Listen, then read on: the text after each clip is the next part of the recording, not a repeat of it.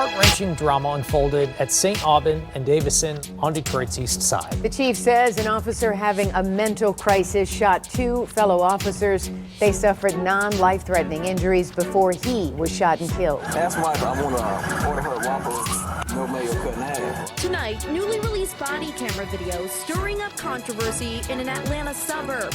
Cobb County deputies seen here rushing to the scene of a Burger King with sirens blaring.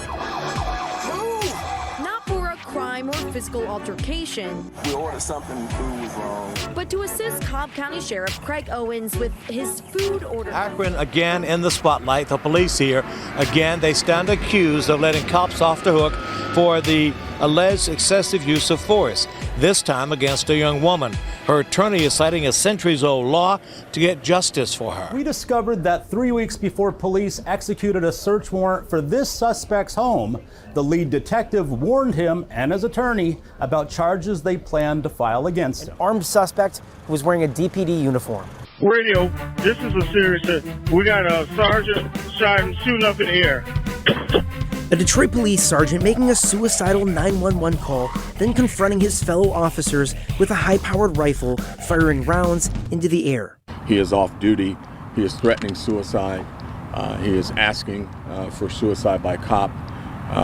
He is struggling with a mental crisis. The large scene closed for hours with numerous evidence markers seen on the ground. Chief James White says when responding officers took cover behind a vehicle, the sergeant began shooting at the car. 2 officers were struck, one in the leg and one in the thigh. One of the officers then returned fire, killing the sergeant. We have officers down, or was that the white male subject that's down?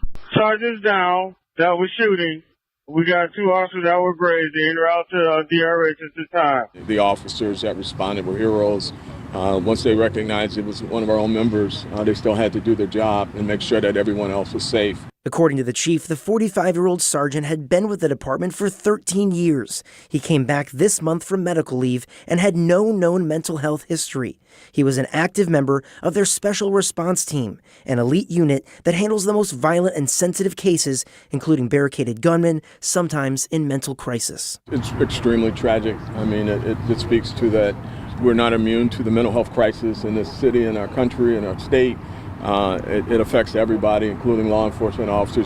They went to that scene knowing they were going to be confronted by a highly trained and armed officer in the department who was having significant mental issue. Mayor Mike Duggan also on scene praising the responding officers who were all expected to be okay. It's a tragedy for the city. Breaking out at a Mabton restaurant between Mabton Mayor Rachel Ruelas, her son and her husband, and Ruben Olivares and his wife, lasting for several minutes and continuing out into the parking lot. Olivares and his wife ending up at the ER at Prosser Memorial Hospital. Olivares with an abrasion on his knee, strained ankle and bruising, and his wife with a scrape to her arm. Both filing petitions for restraining orders against Ruelas and her family Friday morning. I tried to reach Ruelas for comment by calling Mabton City Hall. I was calling to see if I could speak to Mayor Rachel Ruelas. They told me she wasn't there. Is she not coming into the office at all today? They told me they'd pass on a message. I also tried to reach her on her cell, but it went straight to voicemail. Hi Rachel, this is Emily Goodell with Apple Valley News Now. I was wondering if you might give me a call back. There's a matter of an incident last night that I wanted to discuss with you. Olivares previously filed a petition to recall Ruelas as mayor. She filed an appeal with the state Supreme Court earlier this week. Former Clark County Sheriff Jamey Knoll will spend the next 12 years behind bars for his role in a massive corruption case. That's according to our sister station in Louisville. Knoll pleaded guilty back in August to 27 felony charges. And today, the judge accepted a plea agreement, including a 15-year prison sentence. The last 3 years will be served on probation. Knoll has to repay nearly $3 million in restitution. He apologized today to his family, colleagues, and constituents before the judge handed down his sentence. There's a contract on tonight's council meeting agenda between Metro government and a company called FUZZ LLC to utilize surveillance technology. MNPD is asking Metro Council to consider allowing the department to receive outdoor surveillance camera video feeds from commercial businesses to help in criminal investigations. This would be expanding on the FUZZ system already used by police, although some say FUZZ is an invasion of privacy and unnecessarily puts the public under surveillance. Mayor Freddie O'Connell says this is something they've been working on since a discovery by his administration. Our administration discovered that there had been a missed review for a requirement for a public hearing. We've since gone back, worked with legal, worked with MMPD. We've collaboratively established some new policies that address privacy concerns. FUZZ is fundamentally a way for businesses that already have cameras for security purposes to share footage from those cameras efficiently with local police. We expect that program to be successful, and we're looking forward to the council discussion. Now, MNPD leaders say this new contract would make police work more efficient and be able to see potential crimes happen in real time. According to MNPD, businesses could choose to install devices that would allow officers to access surveillance cameras remotely. Good morning and welcome to the Bad Apple Report. It's 7:30 a.m. bright and early right here at home on the range. Thank you so much for being here today, folks. I really appreciate it. We're going to start our day out in Ohio, Painesville, Ohio, where it pains me to bring you this information about this dumb cop. Check her out. She's on her 5th week of her 6-week training to become a cop, where she learns how to spell her name, and or she might be learning how to lie on a police report. That's probably what's really going on here, you guys. Either way, she's a typical bad apple. Okay. And she looks like she drinks too much. To me, she looks like Madam. But listen, let's go on with the show. A Painesville police officer is currently on paid leave after an arrest over the weekend, according to the release. 1-year member of the department, rookie Amber Sutton, was involved in a DUI arrest, according to a release from the city of Painesville. According to a release from the city Fairport Harbor Police, they contacted the Painesville Police Department early Sunday morning about the arrest. One department calls another department. They got to figure out how to cover for this goofball bad apple, make themselves not look so bad. Anyways, Sutton was placed on administrative leave pending the outcome of an internal investigation. Well, all we know is she's a loser, she's a bad apple, and she made it on the Bad Apple Report. That's right. Thanks for being here today, folks. The Supreme Court held that police officers who have violated an individual's constitutional rights could be sued under the KKK Act. That act dates back to 1871. It will likely be used to pursue a case against the Akron Police Department for force alleged against De'Ara Fields. She was arrested in January during a family argument. Fields says she was body slammed by the officer. An independent auditor found that was an unreasonable use of force. He called the disciplinary actions and investigations into the pair of officers on the scene, quote, declaring the force not objectively reasonable, and stated that Ms. Fields' arrest was without probable cause. Fields was present at the news conference, but not allowed to speak. But several groups today, including the Akron NAACP and Freedom Bloc, are calling for Chief Brian Harding to be fired.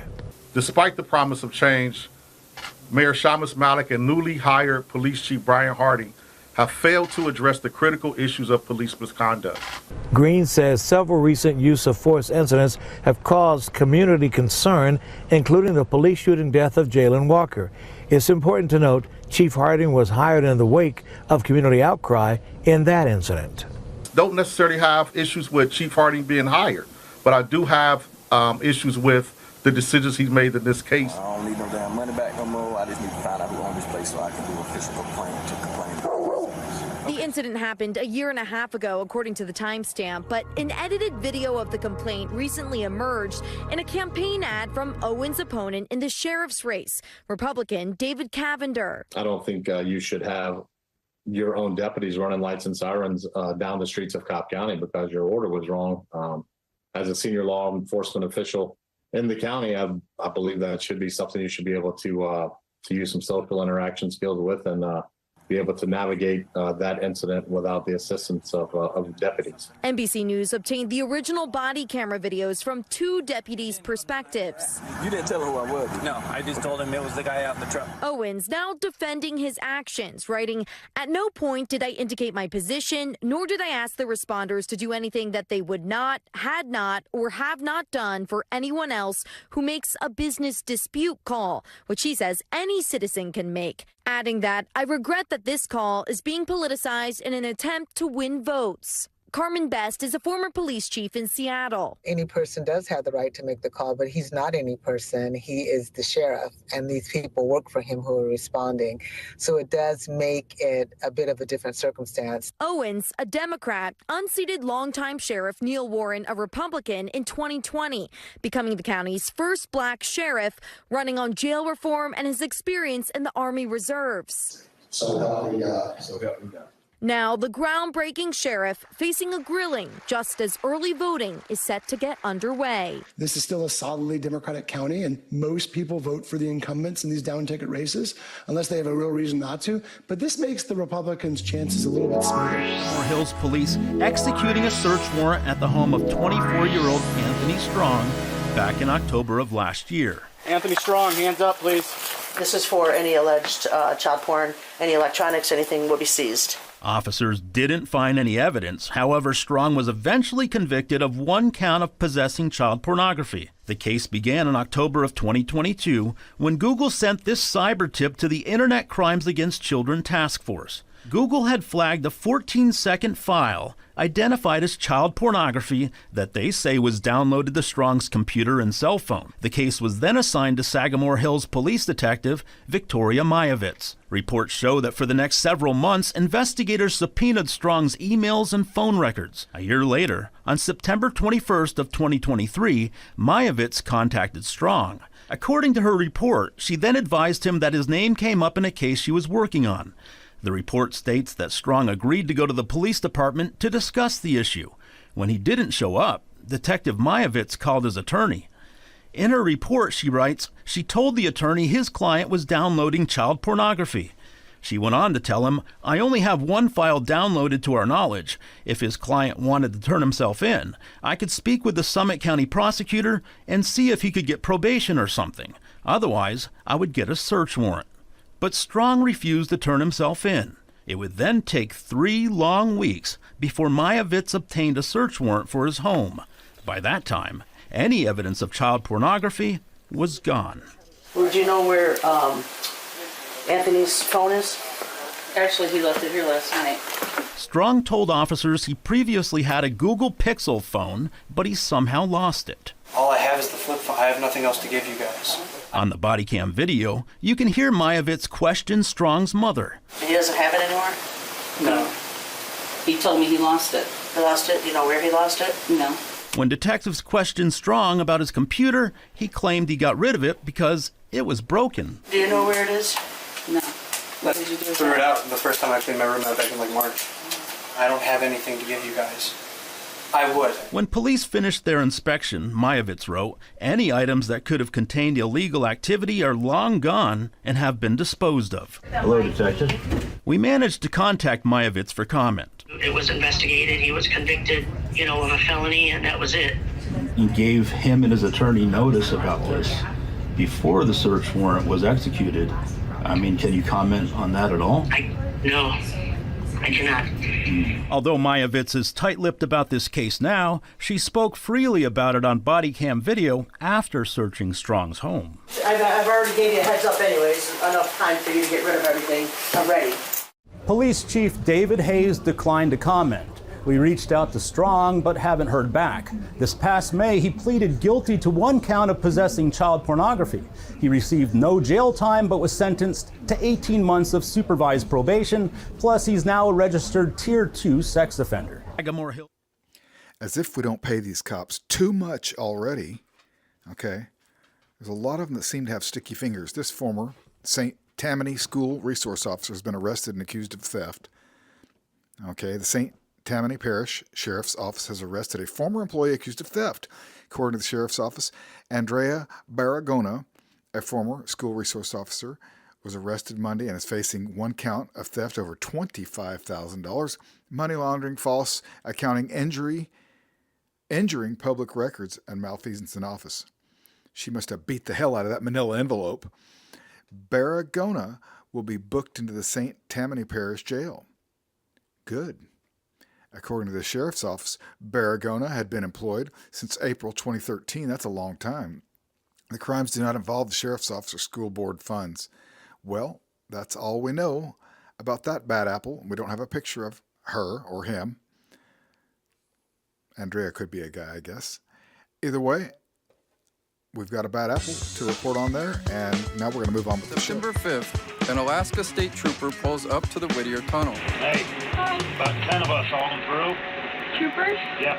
Moments later, what turns into a caravan, it catches the toll collector off guard. How many troopers altogether? I think there's probably 13 vehicles total. From there, a Whittier residence security video shows some of the same troopers knocking on doors inside Baggage Tower. State troopers. Including at Michael Pesce's apartment. They pulled out a picture, had my face on it, and they said they're looking for me, and they wanted to ask some questions about my immigration status, if I'm a citizen or... You don't! Down the hall, cell phone video catches Michael's sister Darlene Pesce arguing with troopers. I asked for a search warrant. They don't have some sort of papers, like legal papers from the court or signed by the judge or a search warrant, nothing. To me, it felt like they may have been misinformed that, there are some illegal immigrants in the building. There's no other way for them to roll that big of a group, like 12 vehicles. In total, the Pesces say they were some of the more than 24 American Samoan people troopers questioned September 5th. Baggage Towers is one of the only places Whittier's roughly 250 residents have to live. The Pesces say most of the 25 people troopers talked to are their family members, who were too afraid to speak about what happened. I wanted to know what their motive was, to be here and to show up unannounced at my family's jobs. I've been living here for years, and this is new to us. This is crazy, On the videos, we never hear or see troopers say why they were here. Department of Public Safety spokesperson Austin McDaniel would not comment on camera. In a statement, McDaniel confirmed the Alaska Bureau of Investigation's looking into Whittier voter misconduct, going on to say troopers do not have legal authority to enforce federal immigration law. Yeah, they asked if I had proof, so I gave them my driver's license, my social security card, my passport, and then they started questioning me about if I registered to vote. So the picture gets very complicated when you're talking about somebody from American Samoa. Anchorage immigration attorney Margaret Stock says voting for American Samoan people is especially complicated. So American Samoa is one of only 2 remaining unincorporated territories of the United States. And that means that American Samoa belongs to the United States. People born there are U.S. nationals, but they're not American citizens. Meaning it's different from Puerto Rico and other incorporated U.S. territories. People born in incorporated territories are automatically American citizens and have voting rights. In unincorporated territories, like American Samoa, Alaska's elections director Carol Beecher saying in a statement, non-citizen U.S. nationals are not eligible to register or vote. But pointing to the permanent fund dividend, Stock highlights the fact that the Alaska law automatically registers PFD applicants to vote. And I've actually seen situations where they told them in writing that they were not a citizen, but they got registered to vote anyway. And it happens at the DMV also, where people get registered to vote all the time. This is the piece of paper that we got in the mail. Darlene Pesce showed us this Division of Elections postcard addressed to her husband, a U.S. national. My husband was registered to vote in the city of Whittier, because it says the address on it too, that he's allowed to vote. He's registered to vote here in Whittier. In Director Beecher's statement, she said the Division of Elections only receives PFD information on individuals who have marked they are U.S. citizens. We had to ask them, because I remember asking the DMV representative, I'm a U.S. national. Which one do I check? And then they say, oh, what's a U.S. national? Michael Pesce agrees the voting issue remains complicated. But their confusion around why troopers showed up September 5th asking about immigration remains. Maybe even better. While Whittier Mayor Dave Dickinson declined to speak on camera, he told Alaska's news source Investigates he thinks it's about Michael's wife, Tupe Smith. Court records show Smith, a U.S. national, is facing 5 felony voter misconduct charges. She was arrested after winning a Whittier school board seat. Prosecutors say dating back to 2020, she marked herself as both a U.S. national and U.S. citizen on various forms. She says she's not guilty. And the fact that they came out just for us, it really did hit home that we're being discriminated of. Even though we do help with the economy growth in here of Whittier. I'm speaking on behalf of Leon's kids. I'm his ex-wife, mother of his youngest son, Jack. We trusted you to handle Leon's estate and give the kids what was rightfully theirs when he passed away. Leon trusted you to do what was right for his children since he was not going to make it. He literally had to make a will in the hospital. Do you remember him passing away?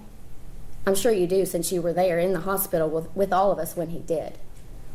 I don't see how you can say in your Facebook post that your brother Leon is missed and loved after what you've done to him and his children. I believe in you, and I have a very different definition of the word love. I'm not sure why you felt the need to steal from the estate since you were already stealing from everyone else. And you claim to be a Christian man. Did you know greed was one of the 7 deadly sins? Apparently you didn't pay much attention in church. When you gave the checks to the kids from the estate, the amounts were lower than I would have expected, but I did not question it because I was not married to Leon anymore and I did not know his financial status. So I never questioned it. Why would I? His brother, the sheriff, was handling it since you were the executor. Looking back now, I wish I had gotten a lawyer for the kids when he passed.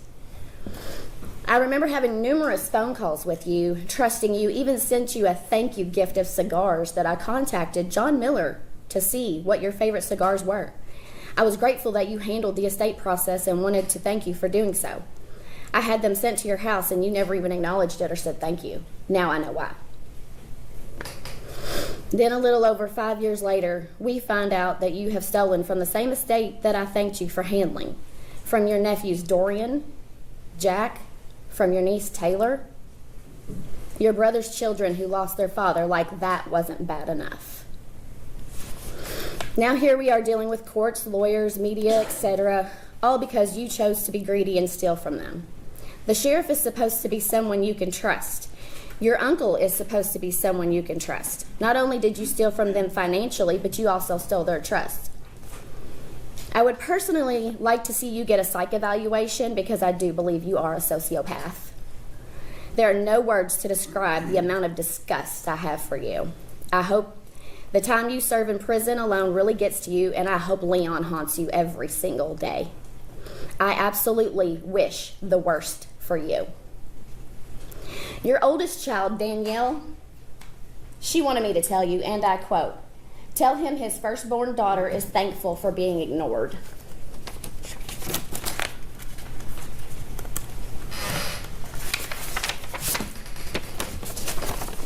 I personally have always thought very low of you for the way you treated her differently than you did your other kids. Leon had more to do with her than you did, and he was just her uncle. At least he didn't steal from her like you did your nieces and nephews. He was the better brother, the better uncle, and a better father than you'll ever be. Your niece Taylor has written you a letter. I'll read it for you. From Taylor. I am extremely disgusted by your actions towards not only the family but to this county. What you did is unacceptable and will pay the consequences. There is no getting out of this. Because of you, the family now has trust issues. The family never sees each other. The family now has trauma. You really hurt us in a way no family member should ever have to go through. And you hurt this county because now we don't trust our elected officials either because of the corruption you've caused. And I hope one day, and if you're ever released, and you can finally be a decent human being because what you have done is pure evil, and I expect apologies to everyone. And she wants to really hope this thing sinks in for you at this part. That Grandma, your mom, Grandpa, your dad, and Leon would be very disappointed in you. Karma is coming for you, and I hope you realize how bad this upsets me. Have fun in prison because you deserve it.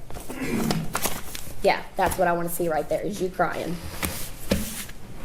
Finally, some reaction. You've put us through hell.